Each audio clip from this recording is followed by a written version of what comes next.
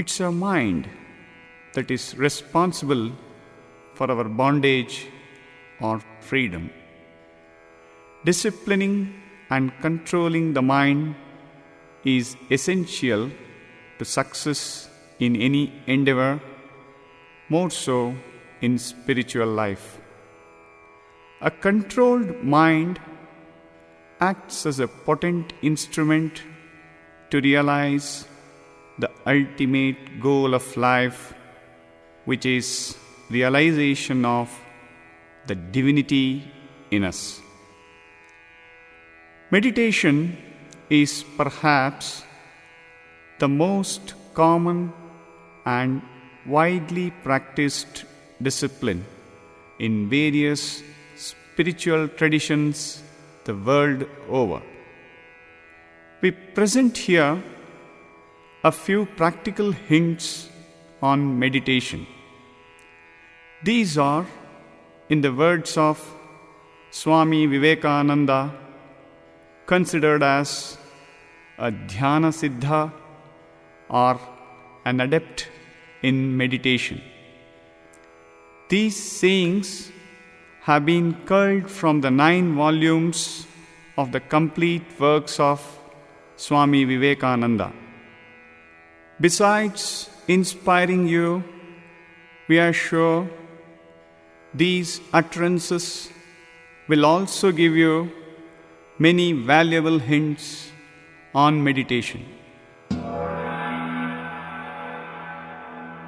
My ideal indeed can be put into a few words, and that is to preach unto mankind their divinity and how to make it manifest in every moment of life. Each soul is potentially divine. The goal is to manifest this divine within by controlling nature, external and internal. Do this either by work or worship or psychic control or philosophy, by one or more or all of these, and be free. This is the whole of religion. Doctrines or dogmas or rituals, or books or temples or forms are but secondary details. Religion is realization, not talk, not doctrine, nor theories, however beautiful they may be. It is being and becoming, not hearing or acknowledging. It is the whole soul becoming changed into what it believes. We may study books all our lives. We may become very intellectual, but in the end, we find that we have not developed at all spiritually. To quicken the spirit, the impulse must come from another soul. The person from whose soul such impulse comes is called the Guru, the teacher. And the person to whose soul the impulse is conveyed is called the Shishya, the student. There is nothing higher and holier than the knowledge which comes to the soul transmitted by a spiritual teacher. The greatest help to spiritual life is meditation. In meditation, we divest ourselves of all material conditions and feel our divine nature. We do not depend upon any external help in meditation. Meditation is the focusing of the mind on some object. If the mind acquires concentration on one object, it can be so concentrated on any object whatsoever. Meditation means the mind is turned back upon itself. The mind stops all the thought waves and the world stops. Your consciousness expands. Meditation is one of the great means of controlling the rising of the thought waves. By meditation, we can make the mind subdue these waves, and if you go on practicing meditation for days and months and years until it has become a habit, anger and hatred will be controlled and checked. Meditative state is the highest state of existence. It is only the contemplative, witness-like study of objects that brings to us real enjoyment and happiness. The mind is like a lake, and every stone that drops into it raises waves. The bottom of a lake we cannot see because its surface is covered with ripples. It is only possible for us to catch a glimpse of the bottom when the ripples have subsided and the water is calm. The bottom of the lake is our own true self. The lake is the chitta, mind stuff, and the waves, the vrittis, thought waves. These waves do not let us see what we are. The full moon is reflected in the water of the lake, but the surface is so disturbed that we do not see the reflection clearly. Let it be calm. Do not let nature raise the wave. Keep quiet, and then, after a little while, she will give you up. Then we know what we are. The science of Raja Yoga proposes to put before humanity a practical and scientifically worked out method of reaching this truth. The goal of all its teaching is how to concentrate the mind, then how to discover the innermost recesses of our own minds. In the study of this yoga, no faith or belief is necessary. Raja Yoga proposes to start from the internal world, to study internal nature, and through that control the whole, both internal and external. As each science requires certain preparations and has its own method which must be followed before it could be understood, even so in yoga. Raja Yoga is known as the Eightfold Yoga because it is divided into 8 principal parts. These are: first, Yama. This is the most important and has to govern the whole life. It has 5 divisions. 1. Not injuring any being by thought, word or deed. 2. Non-covetousness in thought, word or deed. 3. Perfect chastity in thought, word or deed. 4. Perfect truthfulness in thought, word or deed. 5. Non-receiving of gifts. Second, Niyama. The bodily care, bathing daily, dietary, etc. Cleanliness, contentment, austerities, study and self-surrender to God.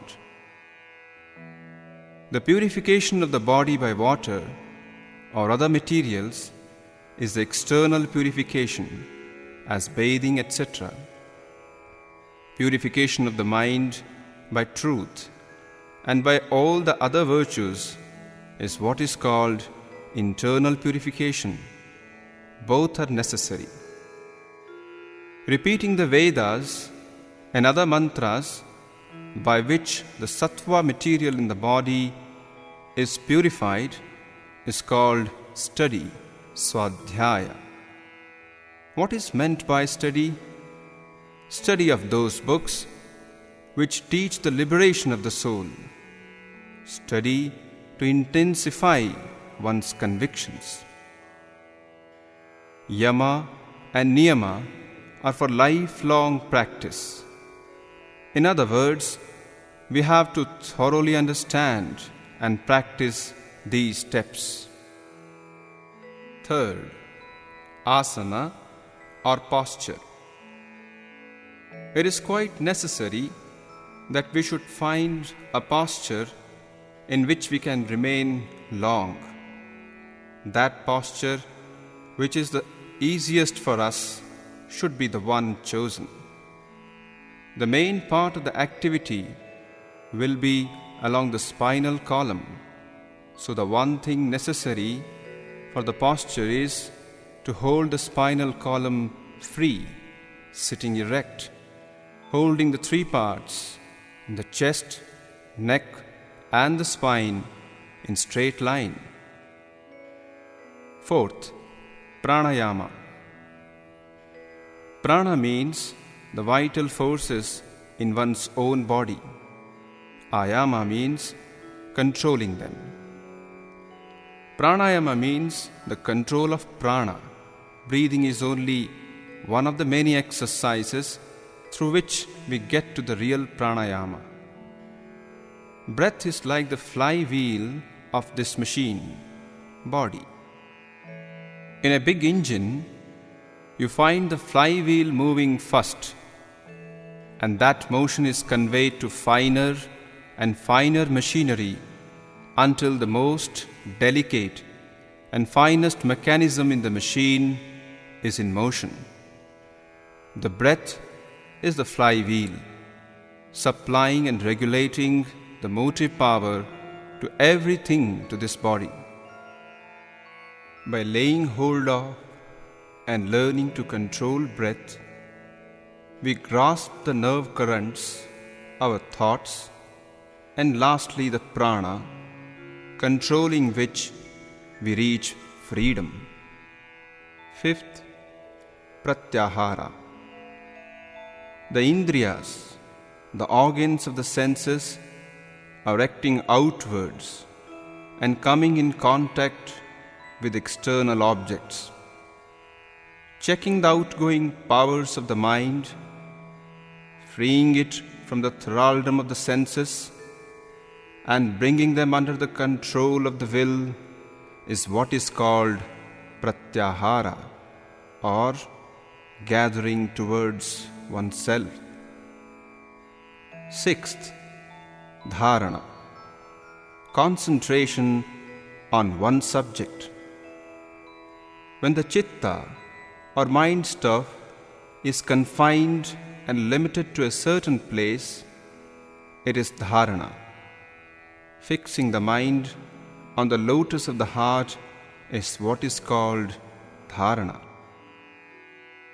Seventh, dhyana.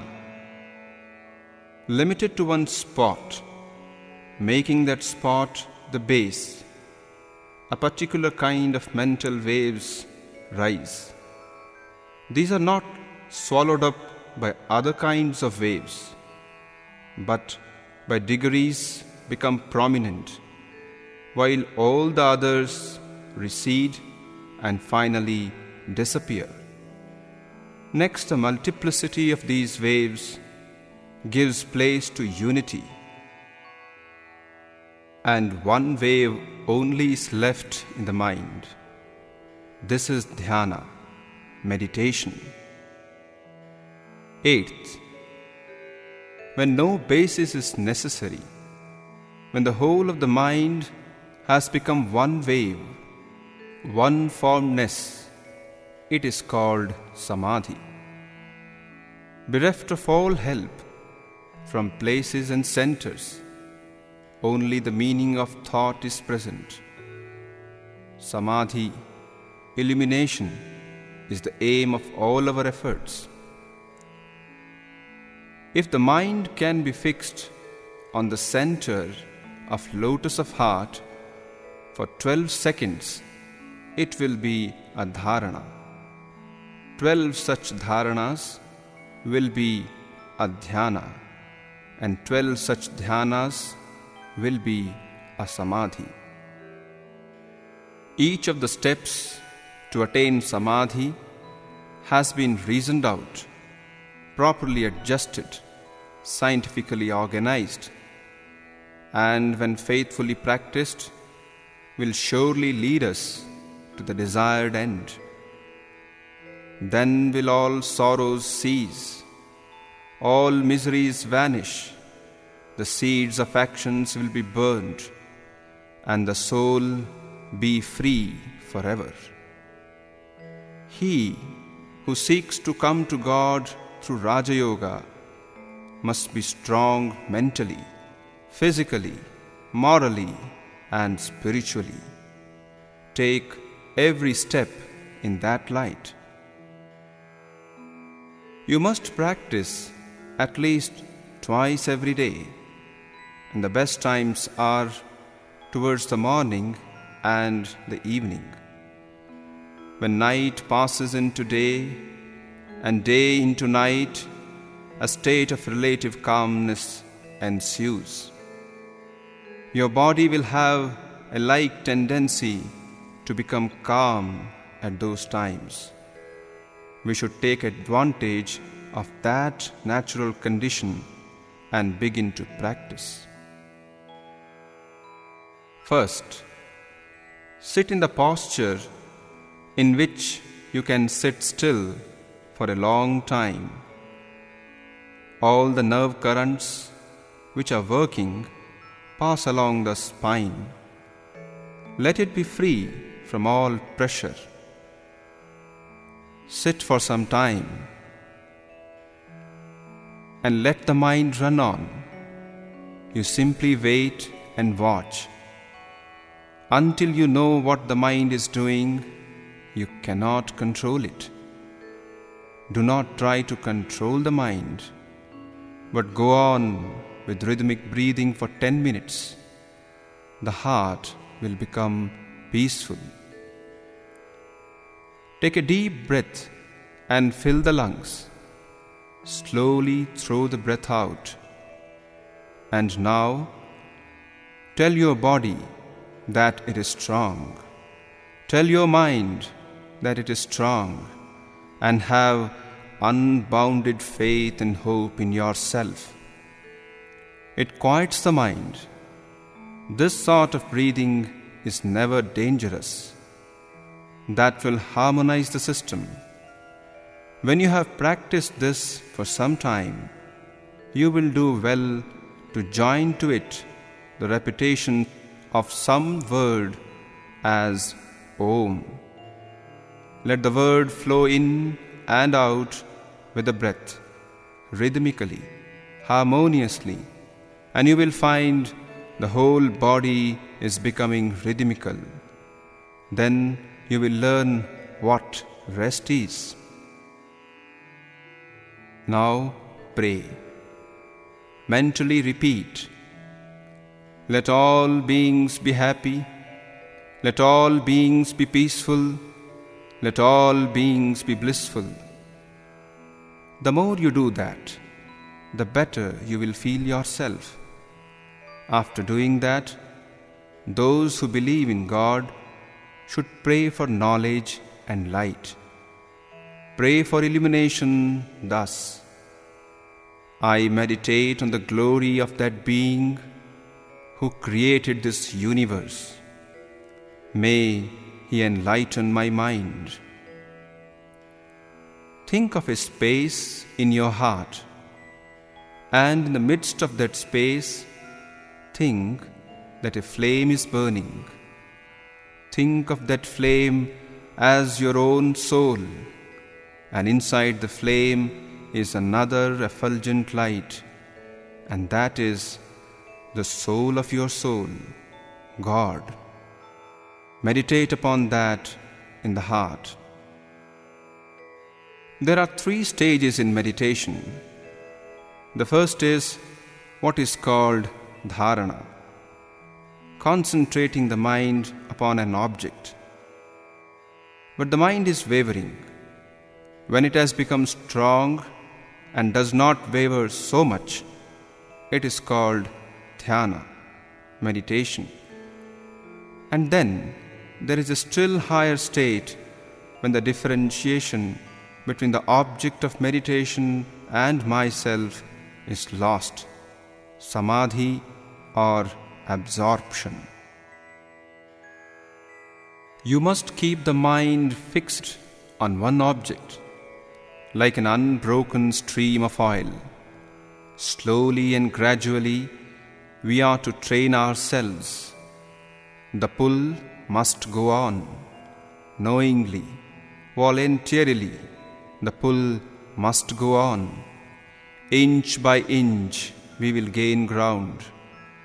We will begin to feel and get real possessions which no one can take away from us. The wealth that no man can take, the wealth that no body can destroy, the joy that no misery can hurt anymore. The three great requisites are: first, purity, physical and mental. All uncleanliness, all that would draw the mind down, must be abandoned. Second, patience. At first, there will be wonderful manifestations, but they will all cease. This is the hardest period, but hold fast. In the end, the gain is sure if you have patience. Third, perseverance. Persevere through thick and thin, through health and sickness. Never miss a day in practice. Practice is absolutely necessary. We never understand these things until we experience them. Arise, awake, and stop not till the goal is reached.